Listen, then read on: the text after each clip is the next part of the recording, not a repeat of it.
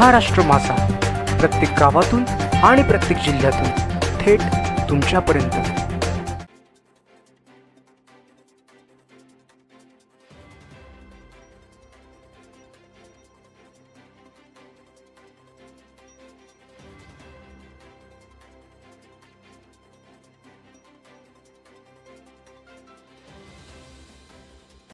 नमस्कार, महाराष्ट्र माझा 24 तास घडामोडीमध्ये आपल्या सर्वांचे सहर्ष स्वागत आहे। आपण आज आलेलो आहोत खोपोलीमध्ये। आपल्या सोबत आहेत शिवसेना ठाकरे गटाचे कर्जत खालापूर मतदारसंघाचे संघटक संपर्क प्रमुख डॉक्टर सुनील भाऊ पाटील।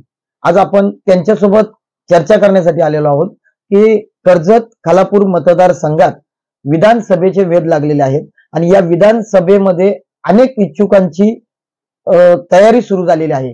त्या दृष्टीने सुनील भाऊ पाटील यांचं नाव सुद्धा चर्चेत यायला लागलेलं आहे। त्यामुळे आपण त्यांच्यापर्यंत थेट चर्चा करण्यासाठी आलेलो आहोत की त्यांची नक्की धारणा काय आहे या मागची आणि आपल्याला जाणून घ्यायचे। आपलं या चर्चा सत्रामध्ये सहर्ष स्वागत आहे। धन्यवाद। जय महाराष्ट्र। जय महाराष्ट्र। भाऊ, मला एक विचारायचं होतं की आपण राजकारणात जे सक्रिय झालात, म्हणजे आपण तेव्हापासून राजकारणात आलात आणि येण्यामागचं कारण काय होतं? म्हणजे राजकारणापेक्षा आमचं संपूर्ण माझं कुटुंब पहिल्यापासूनच राजकारणापेक्षा समाजकारणामध्ये आमचे आजी असेल, माझे वडील असतील, आमचे काका असतील। म्हणजे वडील या तालुक्याचे सभापती होते कृषी बाजार समितीचे। वडील सुरुवातीला नगरपालिका स्थापना, वडील या ठिकाणी नगरसेवक सुरुवातीला निवडून आले। आजी आमची पहिली ग्रामपंचायतला आमची आजी होती आणि माझे काका स्वर्गीय BL पाटील हे देखील या ठिकाणी आमदार म्हणून या मतदारसंघामध्ये त्यांनी नेतृत्व केलेलं आहे। ते राज्यमंत्री म्हणून या ठिकाणी राहिलेले आहेत आणि संपूर्ण माझ्या ह्या कुटुंबाचा, संपूर्ण माझ्या ह्या आमच्या आजी असेल, माझे वडील असतील किंवा आमचे काका स्वर्गीय BL पाटील असतील, यांचा समाजकारणाचा आणि राजकारणाचा बालकडू मला सुरुवातीपासूनच, माझ्या लहान वयापासूनच आम्हाला त्याची सुरुवात आमच्या घराण्याला आहे। आणि मी ज्यावेळेस कॉलेजचं शिक्षण घेत असताना, ज्युनियर कॉलेजला असताना, ज्यावेळेस खऱ्या अर्थाने कॉलेजची इलेक्शन असेल, समाजकारणामध्ये मला असलेली आवड असेल, मी अनेक संघटना, अनेक संस्था मध्ये मी काम केलंय। आपण पाहिलं असेल की गेले अनेक वर्ष खालापूर तालुका शिक्षण प्रसारक मंडळ सारख्या मोठ्या अग्रगण्य संस्था संपूर्ण महाराष्ट्रामध्ये तिचं नाव आहे आणि या कर्जत खालापूर विधानसभा मतदारसंघातील कुठेही एवढी स्ट्रॉंग संस्था नसताना या ठिकाणची संस्थेमध्ये त्या ठिकाणचे विद्यार्थी, मग ते कॉलेज, KMC कॉलेज असेल, आमचं BL पाटील तंत्रनिकेतन असेल किंवा आमचे प्राथमिक असेल, माध्यमिक असेल, शिशु मंदिर असेल, या संपूर्ण फॅकल्टीज मध्ये कर्जत खालापूर मधले किंवा त्याच्या बाहेर रायगड जिल्ह्यातील मुलं या ठिकाणी शिक्षणासाठी यायची आणि त्यांना अनेक विद्यार्थ्यांना या ठिकाणी प्रवेश देण्याचं काम या ठिकाणी मला करता आलं।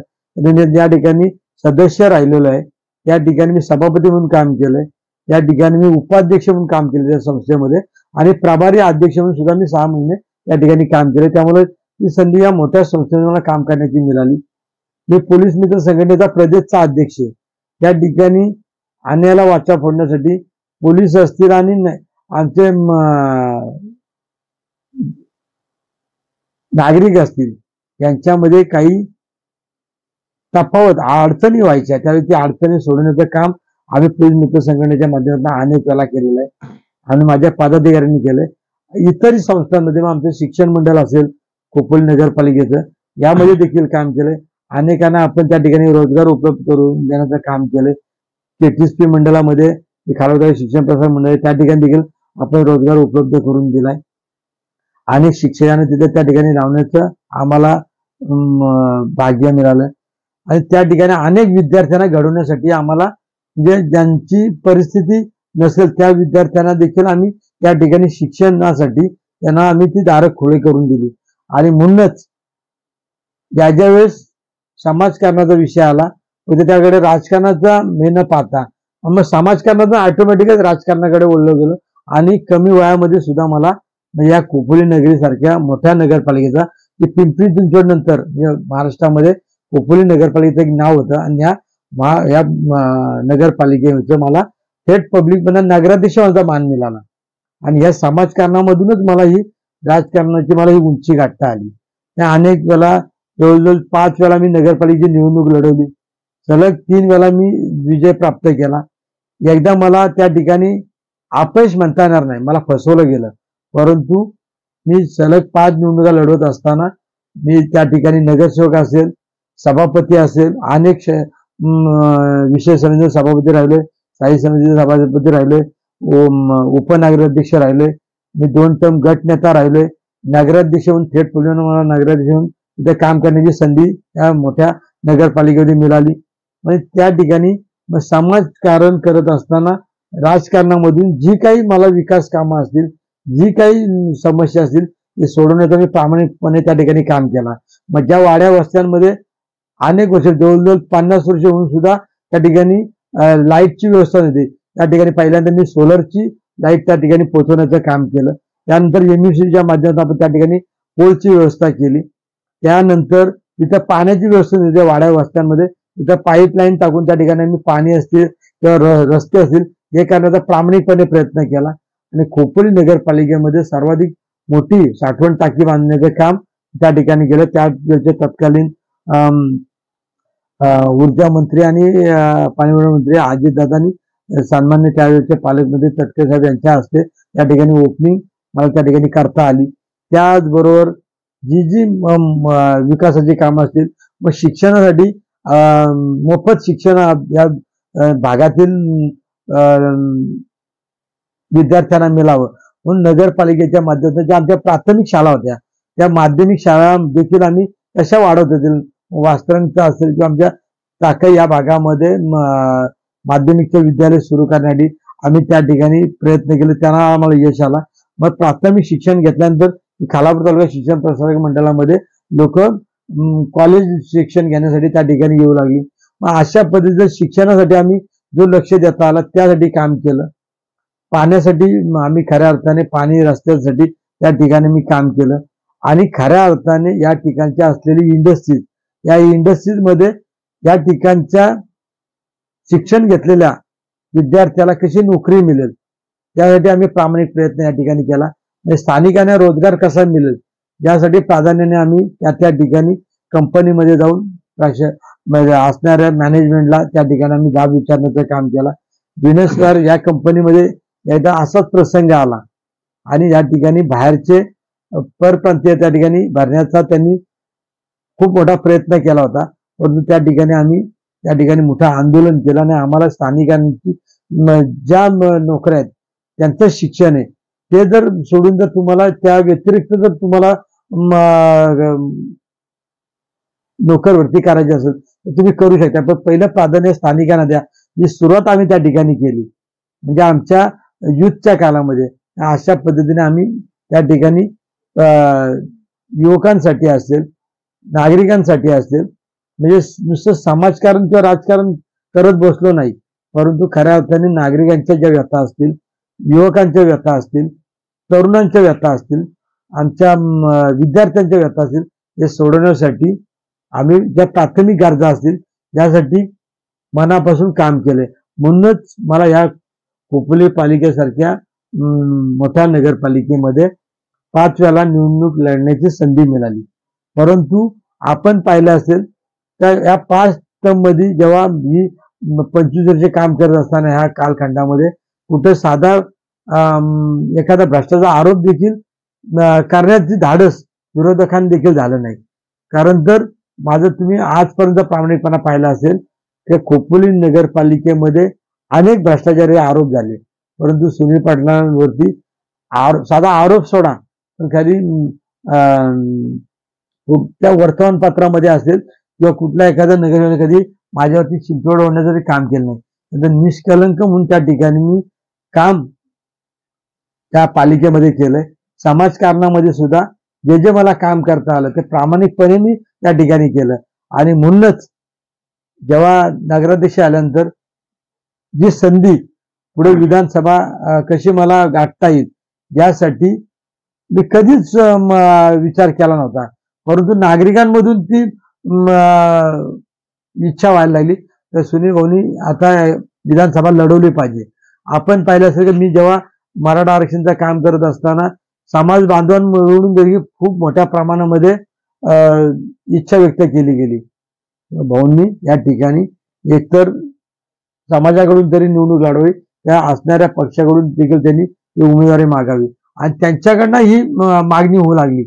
परंतु आपण बोलत का भाऊ आपण विधानसभेला इच्छुक तर आपल्याला पाहिलं मी गेल्या विधानसभेला देखील इच्छुक होतो. महेंद्र तोरणे ज्यावेळी निवडणुकीला ते शेतकरी कामगार त्यांनी निवडणूक लढवली होती, परंतु ते शिवसेनेमध्ये आल्यानंतर पुन्हा एकदा त्यांना उमेदवारी दिली. आम्ही ते दिलेला पक्षश्रेष्ठी निर्णय मान्य केला आणि त्यांचं तनमन धनाने आम्ही काम केला आणि त्यांना आम्ही निवडून आणलं. त्याच्या अगोदर हनुमंत पिंगळे अपक्ष निवडणूक लढवली होती, पण त्यांना पक्षाने उमेदवार दिली शिवसेनेने. त्यांचा देखील आम्ही प्रामाणिकपणे तनमन धनाने काम केलं. त्यांना देखील खोपोली शहराचा मी शहर म्हणून 1 नंबरला ठेवण्याचं मला त्या ठिकाणी मी यशस्वी ठरलो. म्हणजे मला सांगायचंय काय का ज्या उमेदवारांनी पक्षाने दिलेला उमेदवार हा उमेदवार कोण हा न बघता पक्ष नेतृत्वाने दिलेल्या त्या उमेदवाराचं प्रामाणिक काम कसं करावं ते तुम्ही कधी चेक करू शकताय. मग एखादा नगरसेवक जरी असेल, आज मला शहर प्रमुखाची जबाबदारी दिल्यानंतर त्या खोपोली नगरपालिकेमध्ये फक्त मला शहर प्रमुख द्यायच्या अगोदर एकच नगरसेवक होता, परंतु संपूर्ण आज माझ्या टाकळी गावापासून ते सडोलीपर्यंत प्रत्येक भागात नगरसेवक कसा येईल माझा ते मी पाहिल्यानंतर 111 नगरसेवक त्या ठिकाणी केले.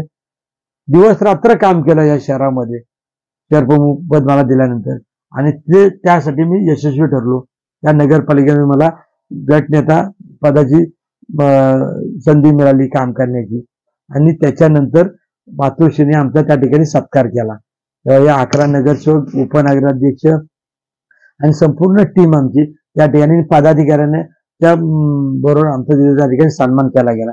त्याच्यानंतर आज मला विधानसभा मतदारसंघाचं संपर्क म्हणून मी काम पाहतोय. आज दोन्ही माझ्याकडे पदं असताना मी मधल्या या टायमामध्ये या 5-6 महिन्यामध्ये जरांगे पाटलांच्यावरती जो लाठीचार्ज झाला त्याच्यानंतर मला समाजासाठी पूर्ण वेळ द्यायचा होता, म्हणून मी राजीनामा घेऊन त्या ठिकाणी आमच्या जिल्हा प्रमुखांकडे गेलो. माझ्याकडे मतदारसंघाचं प्रमुख पद आहे, खोपोली सारख्या मोठ्या शहराचं प्रमुख पद आहे, शहर प्रमुख पद आहे. तर मी या पदांचा राजीनामा मला फक्त वेळ देता येणार नाही म्हणून मी कुठल्या पक्षात जाणार नाही. पण त्याने म्हणला आम्ही समाजाचं काम करू, तुम्ही समाजाचं काम करा, आम्ही तुमचा राजीनामा घेणार नाही. त्याने राजीनामाही घेताना माझा राजीनामा स्वीकारला नाही, परंतु ज्या मी समाजासाठी काम केलं, जो योगदान दिला त्याचा पुरेपूर फायदा ह्या लोकसभेला संपूर्ण महाराष्ट्रामध्ये कुठं नव्हे तो ओपन पाठिंबा या ठिकाणी संपूर्ण माझ्या सकल मराठा समाजाची बांधवांची मिटिंग घेऊन या ठिकाणी मला देण्यासाठी मी त्या ठिकाणी यशस्वी ठरलो. यशस्वी म्हणण्यासाठी उमेदवार जरी निवडून नसेल आला, परंतु या मतदारसंघामध्ये जो 18,000चा मताधिक्य मिळालाय तो फक्त मराठा समाजाचा नाही, परंतु मी म्हणणार नाही, परंतु त्या ठिकाणी आमच्या एसटी समाजाने त्या ठिकाणी 100% काम केलं, मुस्लिम बांधवांनी 100% काम केलं. पण जी गावं वगळता जी मराठा समाजाची जी गावं आहेत त्या ठिकाणी जो सकल मराठा समाजाने जाहीर पाठिंबा दिला तुम्ही ती गावं तपासा, त्या ठिकाणी देखील सर्वाधिक मतदान या उमेदवारांना पडला लोकसभेच्या. आणि म्हणूनच हा 18 आणि इतरही जो साहेबांवरती असलेला खूप मोठी सहानुभूतीची लाट उद्धव ठाकरे साहेबांवरती आणि म्हणूनच हा 18,000चा मताधिक्य मिळाला. मग त्यामध्ये मीच काय आमच्या कोणी उरलून जाऊ नये. हा 18,000 मताधिक्य त्यामुळे जर पडल्यामुळे जर कोणी उरलून जाणार असेल तर ह्या विधानसभेमध्ये तीच परिस्थिती राहील असं नाही. त्यासाठी शेवटी जनसामान्यांचा असलेला आवाज आपण पाहिला पाहिजे, सर्वमान्य नेतृत्व असलं पाहिजे, सर्वांमध्ये मुख्यतः नेतृत्व पुढे आलं पाहिजे आणि सर्वांगाने त्याची त्या ठिकाणी निवडणूक लढवायची ताकद असली पाहिजे. आणि म्हणूनच सर्वांच्या मागणीतून सुनील भाऊंनी ही निवडणूक लढवावी आणि म्हणूनच आपण गेल्या दिवशी आजही आहे, पण पक्ष नेतृत्व जो निर्णय घेईल तो 100% त्यावेळेसही मान्य केला, आजही मान्य करणार आहे आणि पुढेही मान्य करणार आहे. परंतु ही निवडणूक आपल्याला जिंकताना सर्व निकष लावून पक्ष नेतृत्वाने देखील सर्व विचार करून ही जर संधी या मतदारसंघाची मला मागणी केल्यानंतर मागच्या वेळी मिळाली नाही, पण ह्यावेळी जर दिली तर नक्कीच सर्वांगाने जी निवडणूक लढवण्याची माझी तयारी एवढंच आपल्या माध्यमातून सांगतो. परंतु याचा अर्थ मला कोणाला तरी विरोध आहे म्हणून नाही.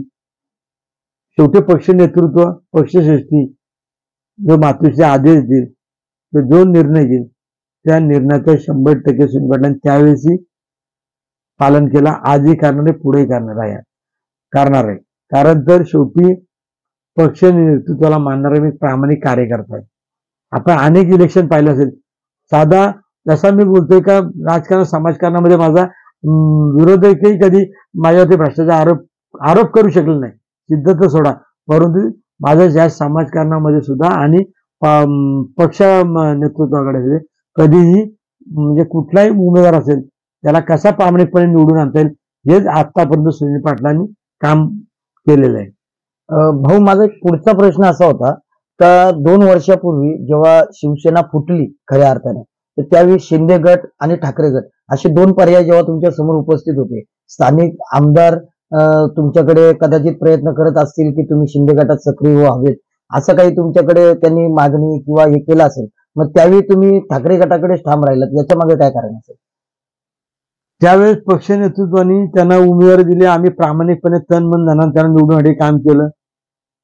त्यांना असं वाटलं का ही सारी मंडळी माझ्यावर आली पाहिजे, पण आम्ही पक्ष नेतृत्वाला मानणारे होतो, पक्षाला मानणारे आम्ही सारे मंडळी होतो.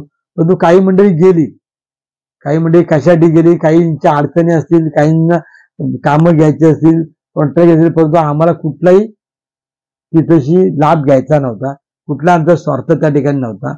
आम्ही त्या ठिकाणी कुठल्याही आमिषाला बळी न पडता पक्षावर प्रामाणिक राहण्याचं काम केला.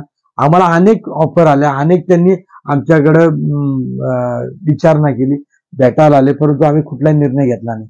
आणि मधल्या टायमामध्ये जवळजवळ संघर्षाचा काल होता. त्यात शेवटी सत्ताही गेली, उद्धव ठाकरे साहेब त्या ठिकाणी पाय उतार झाले आणि त्यानंतर शिंदे साहेब त्या ठिकाणी मुख्यमंत्री झाले आणि हे सगळे आमदार आम्हाला सोडून गेले आणि पक्षाकडे ही खूप मोठी म्हणजे कार्यकर्त्यांना सांभाळण्यासाठी खूप कसरत करावी लागली. आता अनेक लोक आम्हाला सोडून चालली होती, परंतु माझ्यावरचे काही नगरसेवक देखील निघून गेले, परंतु कुठेही न डगमगता. तर मला माहिती आहे का खोपोली नगरपालिकेमध्ये जे आपण काम केले ते आपल्या मागे असले जन्मत कुठं गेलं नाही.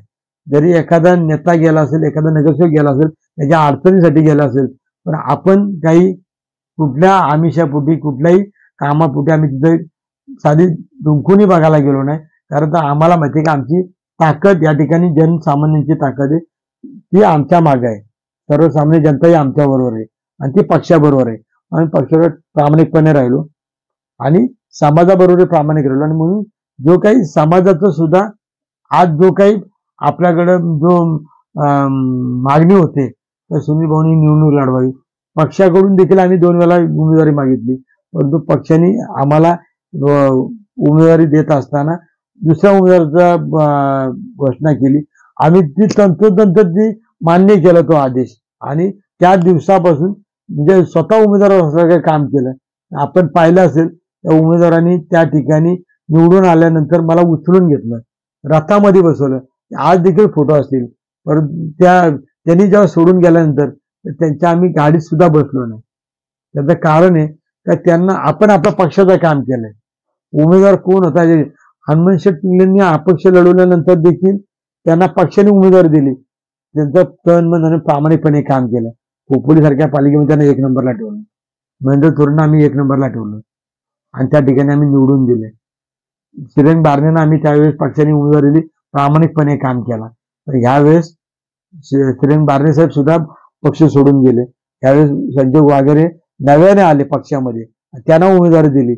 आम्ही ती देखील मान्य करून म्हणजे संजोग वगैरे नाही उमेदवार, आम्ही उमेदवार म्हणून त्या समाजाच्या वतीने सुद्धा त्यांना पाठिंबा दिला आणि जेवढं काम करता येईल त्यांच्यासाठी आपण ते मतदानातनं दाखवून दिलंय. त्यांचं देखील आम्ही तन मनाने काम केलंय. उमेदवार देखील बोलू शकतात आम्ही कशा पद्धतीने काम केलं ते. आणि म्हणून कुठेतरी मी आपण मला विचारतं म्हणून नाही, परंतु हे प्रामाणिकपणा हा शेवटी जनता बोलली पाहिजे. मी खरंच काम केलं पाहिजे ते आम्ही सिद्ध केलंय, म्हणजे त्या मतदानाच्या रूपातून आमच्या भागातून आणि आपण बघू शकताय भाऊ, माझा पुढचा प्रश्न असा होता की आपण सकल मराठा समाजाचं जे काम करताय, आता जरांगे पाटील यांच्यासोबत आपण काम करताय, मागे तुम्ही कोपर्डी प्रकरणानंतर जे मराठा क्रांती मोर्चा झाला त्यात सुद्धा आपण महाराष्ट्रभर फिरताय, किंवा त्याच्या आधीच्या काळात विनायक मेटे साहेब यांच्या वेळेत सुद्धा तुम्ही काम केलेलं आहे. मग हे सगळं काम करत असताना एक रायगड जिल्हा नव्हे तर महाराष्ट्रात तुमचं मराठा समन्वयक म्हणून जे नावरूप आलेलं आहे, या सगळ्या म्हणून अशी एक चर्चा निर्माण झालेली आहे की मराठा समाजाचे जे उमेदवार दिले जातील विधानसभेला, जरांगे साहेबांचा उल्लेख असतो, तर त्यामध्ये कर्जत खालापूर मधून पहिल्या फळीतील 3 नावं घेतली जातात. एक सुनील पाटील, राजेश लाड, शंकर थोरवे, ही जी नावं घेतली जातात त्यामध्ये सुनील पाटील हे प्राधान्याने नाव घेतलं जातं की मराठा समाजाचा जर उमेदवार दिला तर समाज बांधव सुनील पाटील यांचं नाव आवर्जून घेतात. मग त्यावेळी जर ही माळ तुमच्या गळ्यात पडली तर तुम्ही त्याकडे कसं पाहताय? मी सुरुवातीला सांगितलं की मी ज्या पक्षामध्ये काम करतोय त्या पक्षाचं नुकसान कसं होणार नाही. कारण तर समाजासाठी काम करत असताना माझ्याबरोबर माझा पक्ष पण आहे, परंतु समाजासाठी पहिला समाज जेव्हा पक्षाची पदांचा राजीनामा घेऊन गेलो तर मला वेळ देता नाही म्हणून मी गेलो होतो. मला कुठल्या पक्षात जाण्यासाठी नाही, कुठल्याही शिवबंधन तोडण्यासाठी नाही, परंतु जे समाजासाठी काम केलंय ते प्रामाणिकपणाने केले म्हणून त्यांची ती मागणी होते. आग्रह क्रमांक सुनील भाऊंनी निवडणूक लढवावी, पण तुम्ही पहिला प्राधान्य माझ्या पक्षाला देणार आहे. पक्षाकडे मी अनेक वेळा मागितलंय, यावेळी देखील मागणार आहे आणि पक्षाने तो निर्णय घ्यावा. जरांगे पाटलांना मी बोलू शकतो, मला शेवटी माझ्या पक्षाने जे उमेदवारी दिले आणि आपण आता जसं वाघेरेंचा काहीच संबंध नाही याच्याशी, म्हणून त्यांना आम्ही जाहीर पाठिंबा दिलाय. जर सुनील पाटीलच जर इकडे उमेदवार असतील तर 100% जरांगे पाटीलच त्याच छत्रपती संभाजीराजे काय आणि विनायकराव मेटेंची बरोबर केलेलं काम काय ते समाजाने पाहिलंय. त्यामुळे ऑटोमॅटिक समाज सुद्धा त्या ठिकाणी सगळेच मराठा समाजाचे नेते जे उमेदवार असतील पण ते मराठा समाजाचे, ते मराठा समाजाचे नेते नाहीत. मराठा समाजाचं प्रामाणिकपणे काम करणारे सुनील पाटील हे नाव आग्रह क्रमांक 1 नंबरला घेतलं जातं. ते हे आपण बोलताय, जनता बोलते, हे महत्वाचं आहे. तो माझा विचार त्यावेळेस ते करतील. भाऊ, कर्जत खालापूर मतदारसंघात मराठा समाजासोबत आदिवासी समाज आहे, ओबीसी समाज आहे, इतर समाज बांधवी आहेत. आपले इतर समाज बांधवांसोबत कसे संबंध आहेत आणि त्याचा सुद्धा तुम्हाला कसा लाभ होऊ शकतो? तर आपल्या माध्यमातून मी एकच सांगेन, आपणच त्यांना विचारू शकताय. आज आदिवासी समाजासाठी जे काही सुरुवातीला मी बोलून, मी ज्यावेळेस हे सगळं काम करत असताना आमच्याकडे सुद्धा ते नगरपालिका असताना देखील खूप मोठं स्लम आहे, आदिवासी वाड्या आहेत, पाड्या आहेत आणि ग्रामीण भागात सुद्धा आमच्या याच्यामध्ये त्यावेळेस आम्ही पहिला प्राधान्य त्या माणसांना दिलं. त्यांची जी काही त्या नेते मंडळाशी तुम्ही जर बोललात, त्यांच्या त्या वाड्या वस्त्यांमध्ये गेलात तर सुनील पाटील ते आग्रह करून नाव घेतील. का तर पहिले तुम्हाला मी सुरुवात बोललो का ज्यावेळेस त्या वाड्यामध्ये लाईट नव्हती तर तिथं पोल पण जाऊ शकतो, एमएससीबी पोल सुद्धा नव्हते. त्या ठिकाणी आम्ही सौर ऊर्जेची लाईटची व्यवस्था पहिली नगरपालिकेकडून केली आणि नंतर मग एमएससीबीला पैसे तिथं पोलची व्यवस्था केली. म्हणजे आम्ही प्राधान्याने त्या समाजाकडे पाहत असताना माझा स्वतःचा वार्ड, जर माझा होम वार्ड आहे हा आदिवासी वार्ड आहे आणि त्या वार्डमधून मी पहिल्या सुरुवातीला निवडून आलो.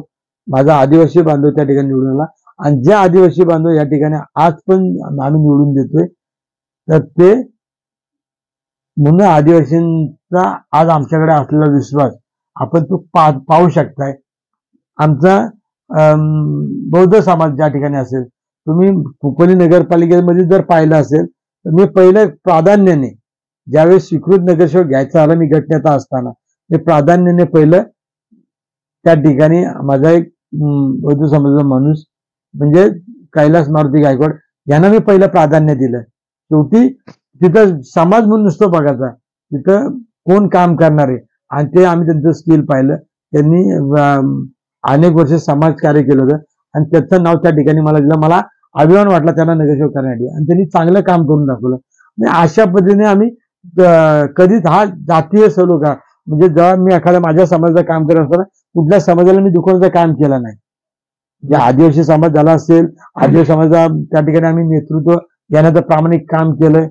2-2 वेळा त्या आदिवासी समाजाची लेडीज असेल, आदिवासी समाजाचा जेंट्स असेल, त्या ठिकाणी आम्ही नगरसेवक निवडून आणला प्राधान्याने. माझा होम वार्डच असल्यामुळं त्या ठिकाणी आपल्याला बोलल्याप्रमाणे आमच्या बौद्ध समाजाचा म्हणजे चांगला कार्यकर्ता म्हणून कैलास मारुती गायकवाड यांना स्वीकृत नगरसेवक करून त्या ठिकाणी त्यांना काम करण्याची संधी देता आली.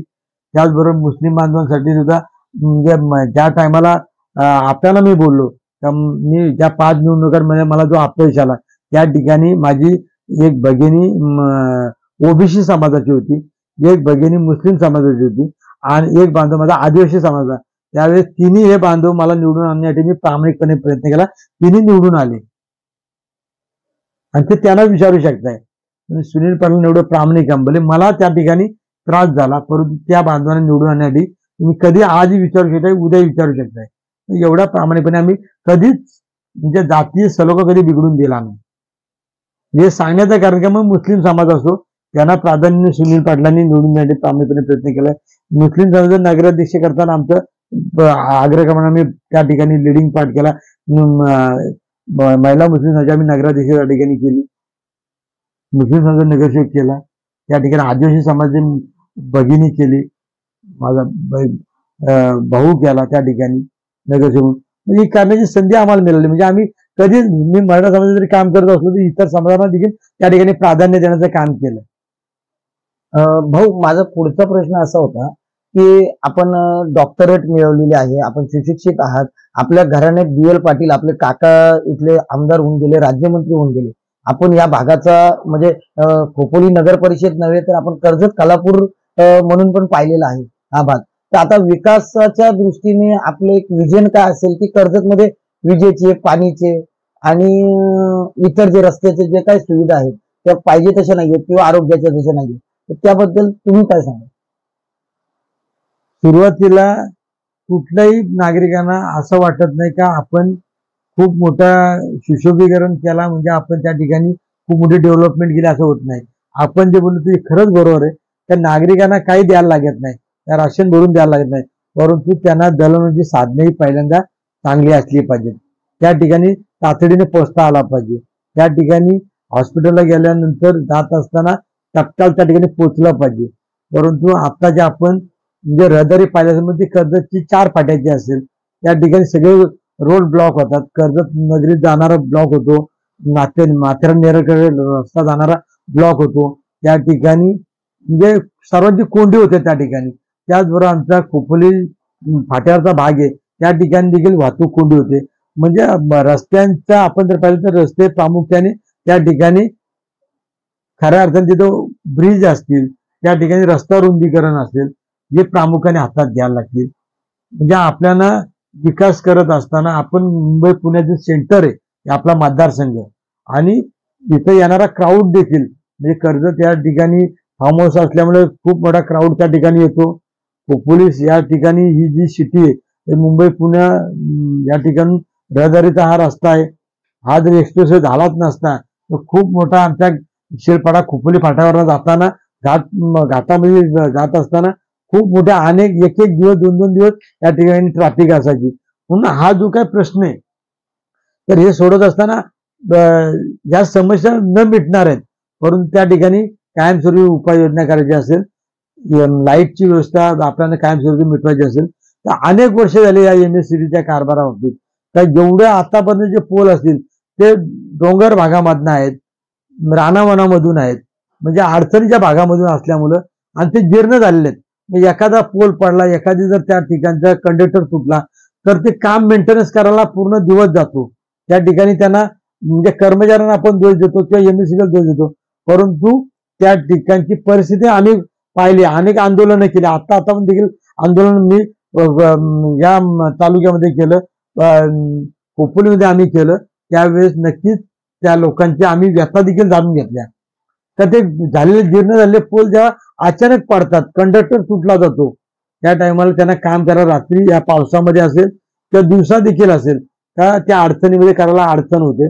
म्हणून माझं प्राधान्य तुम्ही बघा माझी मागची बाईट त्याच्यामध्ये मी म्हटलोय का आता जर MSCBला खऱ्या अर्थाने जर काम करायचं असेल किंवा शासनाला काम करायचं असेल, शासनाने त्या ठिकाणी हे पोल आहेत ते मेन रोडने घेतले पाहिजे. शहरामध्ये तुम्ही अंडरग्राऊंड लाईन टाका, तो खूप मोठा विषय आहेत, परंतु आतापर्यंत तुम्ही हे ग्रामीण भागात असेल, स्लम भागामध्ये असेल किंवा या इंडस्ट्रीमध्ये जाणारी लाईट असेल, ही जर आपल्याला कायमस्वरूपी ठेवायची असेल तर आपल्याला या पोल इथे मेन रोडने गेले पाहिजे. त्याचा मेंटेनन्स तात्काळ होऊ शकतो, ताबडतोब त्या ठिकाणी होऊ शकतो, एवढी यंत्रणा आपल्याकडे आहे. परंतु आता असणारा कर्मचाऱ्यांचा कमतरता आणि त्यांना आपण देणारा दोष, हा त्यांना दोष न देता शासनाने देखील याकडे गांभीर्याने पाहिलं पाहिजे. अनेक कोट्यवधी रुपये खर्च केले जातात, पुन्हा त्याच रानामध्ये ते पूल टाकले जातात. त्यापेक्षा ते जर मेन रोडनी जर टाकले तर त्याचा मेंटेनन्स सुलभ होईल, त्याचा डागडुजी टाइम टू टाइम करता येईल, त्याच्यावरती कुठलाही झाड पडणार नाही, कुठलाही पोल वाकणार नाही, कुठलाही जे आज जीर्ण झालेले पोल आहे ते पुन्हा आपल्याला टाकताना जर ते नवीन जर आपण ती स्कीम राबवली तर नक्कीच MSCBचा कारभार हा पूर्णपणे सुरळीत होईल. आणि अनेक वेळा आपल्या इंडस्ट्रीची लाईट जाते, अजूनही गावखेड्याची लाईट जाते आणि ती एक दिवस येत नाही, त्याचं कारणच आहे तर मेंटेनन्स व्हायला वेळ जातो. याच्याकडे आपण लक्ष दिला पाहिजे, तर ही कायमस्वरूपी MSCBची म्हणजे आपल्या वीज ग्राहकांची समस्या मिटणार आहे. आणि असणारी जी इंडस्ट्रीज आहे या इंडस्ट्री जर पूर्णपणे व्यवस्थित चालली तर या तरुणांना रोजगार मिळणार आहे. आतापर्यंत तुम्हाला मी बोलल्याप्रमाणे फक्त मग मुलं शिकण्यासाठी जे आम्ही जे काय माध्यमिक विद्यालय असतील, आमचे प्राथमिक विद्यालय असतील ते मोफत करण्यासाठी माध्यमिक सुरू पुन्हा केले आम्ही. आणि खालापूर शिक्षण प्रसारक मंडळ हे जे काय आमच्या काका BL पाटील असतील किंवा आमची या स्थानिक मंडळी जी आमची असतील या मंडळी या ठिकाणी प्रामुख्याने म्हणजे भात गोळा करून त्या ठिकाणी पैसे जमा करून ही संस्था उभारली आणि या संस्थेमध्ये आम्हाला काम करण्याची संधी मिळाली. आणि म्हणूनच मग ते शिकलेली मुलं त्यांना नोकरी लागली पाहिजे, तो रोजगार मिळाला पाहिजे. मग स्थानिकांना कसा रोजगार मिळेल यासाठी आम्ही प्रामाणिक प्रयत्न केलाय.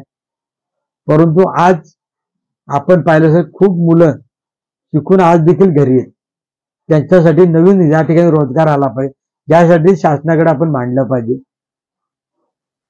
आपल्याकडे कर्जतमध्ये असलेले फार्म हाऊस असतील, त्या फार्म हाऊस मध्ये खऱ्या अर्थाने आपले किती लोक त्या ठिकाणी फार्म हाऊसचा तो रोजगार स्वतःसाठी फायदा करून घेतात. अनेक लोकांनी बाहेरच्या लोकांनी त्या ठिकाणी जागा खरेदी केल्यात, त्यांचे मोठमोठे त्या ठिकाणी फार्म हाऊस आहेत, ते फायदा बाहेरचे लोक घेतात, तो आपल्या स्थानिकाला त्याचा फायदा झाला पाहिजे, त्यासाठी प्रयत्न केले पाहिजेत. त्या ठिकाणी त्यांना कर्जाची व्यवस्था असेल, त्यांना लोनची व्यवस्था त्या ठिकाणी दिली पाहिजे. खऱ्या अर्थाने इथला माणूस सक्षम झाला पाहिजे, यासाठी प्राधान्याने आम्ही त्या ठिकाणी लक्ष देणार आहोत. भाऊ, पाण्याचा प्रश्न जो आहे, जो दोन्ही तालुक्यामध्ये जो दर इंडिंगला जो पाण्याचा प्रश्न होतो, त्यासाठी तुमच्या डोक्यात काही विजन आहे का? म्हणजे विजन मी बोलल्याप्रमाणे या ठिकाणी आज आमच्याकडे टाटा कंपनी ती पाणी सोडते, पाताळगंगेला खूप पाणी वाहून जातं दररोज. तुमच्याकडे त्या तिकडे मानव भिवपुरी टाटा पेज नदीला ते पूर्ण ते पेज नदीमध्ये जातो पाणी, उल्हासनगर पेज नदी तिकडून तो तुमचा पाणी जातो, म्हणजे नद्या वाहतात, पाणी वाहून जातं, ते समुद्राला मिळतो. परंतु आपल्याकडे आज देखील पाण्याची टंचाई कर्जतला असेल आणि खालापूर तालुक्यात सुद्धा काही ठिकाणी आहे. ती जर खरंच मिटवायची असेल तर आपल्याला जसा आता तुमचं मोरबा धरण झाला, मोरबा धरण आपल्या तालुक्यामध्ये झाला, त्याचा फायदा हा नवी मुंबईला होतो, पण इथल्या तो आपल्या तालुक्याला होत नाही. या ठिकाणचं आज कोंढाण्यासारखा धरण हे त्याचा फायदा आपल्या या तालुक्याला झाला असता, तो आज होताना दिसत नाही. ते काम तत्काळ व्हायला पाहिजे. आमच्या तालुक्यामध्ये असणारा बीडच्या खोंड्यामधला बीड जांभरूकचा ते धरण व्हायला पाहिजे, तर या ठिकाणची ती समस्या मिळणार आहे. आणि हे प्रामुख्याने शासनाने इथल्या तालुक्यासाठी गावासाठी हे केलं पाहिजे, ज्यासाठी आम्ही प्रयत्न करू. आता शेवटी पाणी हा खूप मोठी समस्या आहे. उद्या आम्ही फक्त राजकारण करायचं म्हणून आम्ही त्या ठिकाणी पाणी टँकरने पुरवला किंवा तिथं पाणी दिला म्हणजे त्यावरती कायमस्वरूपी तो मात केली असं होत नाही. कायमस्वरूपीचा तोडगा काढायचा असेल तर त्या ठिकाणी आपल्याला त्या ठिकाणी छोटी छोटी ही बंधारं बांधले पाहिजेत. आपल्याकडचा धोधो पडणाऱ्या कोकणातला पाणी हा वाहून जातो, ते छोटे बंधारे झाले पाहिजेत, ही धरणं झाली पाहिजेत आणि त्याचा फायदा या तालुक्याला झाला पाहिजे. तो आज जशी मागची धरणं झाली त्याचा फायदा मुंबईला होतोय, तो फायदा आपल्या इथं झाला पाहिजे, याच्यासाठी प्रामुख्याने आम्ही लक्ष देणार आहोत. भाऊ, पुढचा प्रश्न असा आहे की आपले मध्यंतरी काळात जो समाजासाठी पक्षातून काम करत नव्हतात, तर त्यानंतर जो आता शिवसेना संघटना आहे दोन्ही तालुक्याची कर्जत खालापूर, आपण संपर्क प्रमुख म्हणून काम करताय, तर मग आता आपण कशा पद्धतीने परत संघटना बांधणीवर लक्ष देणार आहोत? ज्या पद्धतीने पहिलेही आपण काम करत होतो त्याच जोमाने जास्तीच्या जोमाने या ठिकाणी पुन्हा एकदा आपण ते जोरात काम करणार आहोत. तिथे आता येणाऱ्या ह्या विधानसभेला पक्षाचा झेंडा कसा फडकवता येईल हे प्रामुख्याने मी त्या ठिकाणी काम करणार आहे. आणि राहिला प्रश्न उमेदवारीचा, आपण पाहिलं असेल गेल्या अनेक वेळा मी जरी इच्छुक असलो आणि त्या टायमाला दुसऱ्यांना उमेदवार दिली, मी उमेदवार असल्यासारखंच काम मी त्या ठिकाणी केलं. उमेदवार देखील बोलतील आणि उद्या देखील मातोश्री जो आदेश देईल, पक्षाशी जो निर्णय घेईल त्या निर्णयाचं तुमचं पालन करून आपण निवडणूक कशीही जिंकता येईल यासाठी सुनील पाटील मी प्रामुख्याने काम करणार आहे. परंतु पक्ष नेतृत्वाला किंवा माझ्या या पदाधिकारी माझं सांगणार ही निवडणूक जिंकताना 18,000 जे काही लीड मिळालंय ते आपल्यासाठी काही मोठं नाही. म्हणजे तो फॅक्टर आपण बघा, लोकसभा निवडणुकीचा हा वेगळा आहे आणि विधानसभेला शेवटी व्यक्ती पाहिली जाईल, त्या ठिकाणी आपलं काम पाहिलं जाईल, आपला अनुभव पाहिला जाईल आणि त्या ठिकाणी शेवटी जे फॅक्टर मी बोललो आपल्याला, जो एससी समाजाचा असेल, तो मुस्लिम बांधवांचा असेल आणि जो काही मराठा समाज जो आपण जाहीर पार्टीमधून दिलेला पाठिंबा असेल, हा सगळा पाहिल्यानंतर किंवा सन्माननीय उद्धव साहेबांची जी सहानुभूती असेल, ही सहानुभूती मिळाल्यानंतर ती मिळाली, ती फार मोठा लीड नाहीये. तो मताधिक्यावरती आपल्याला काम करत असताना आता ही निवडणूक व्यक्तीवरती होणार आहे आणि म्हणूनच पक्ष नेतृत्वाने देखील सगळा विचार करून हा निर्णय घ्यावा. शेवटी मातोश्री जो निर्णय घेईल, पक्षविषयी जो निर्णय घेईल, तो 100% त्याला मी स्वतः आणि माझे पदाधिकारी आणि पक्ष काम करेल एवढंच आपल्या माध्यमातून सांगेल. अधिक काही न बोलता येणाऱ्या निवडणुकीमध्ये शिवसेनेचा झेंडा फडकवण्यासाठी सुनील पाटील मात्र एक पाऊल पुढे असतील.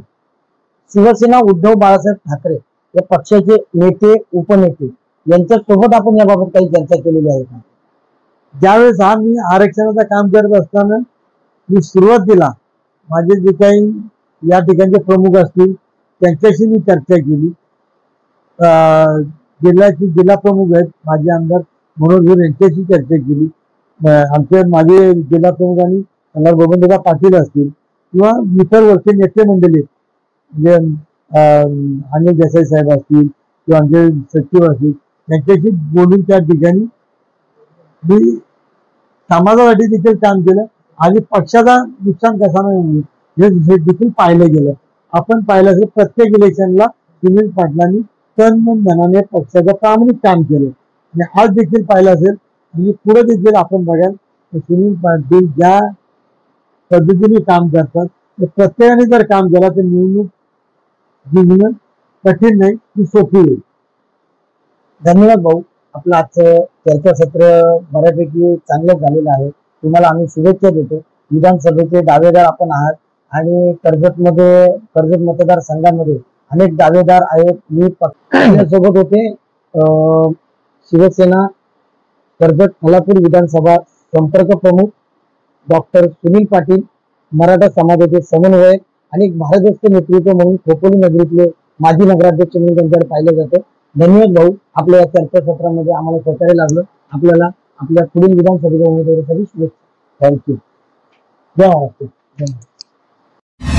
महाराष्ट्र माझाला सबस्क्राईब करा आणि बाजूचा बेल आयकॉन प्रेस करून मिळवा आपल्या परिसरातील ठळक आणि ताज्या घडामोडी.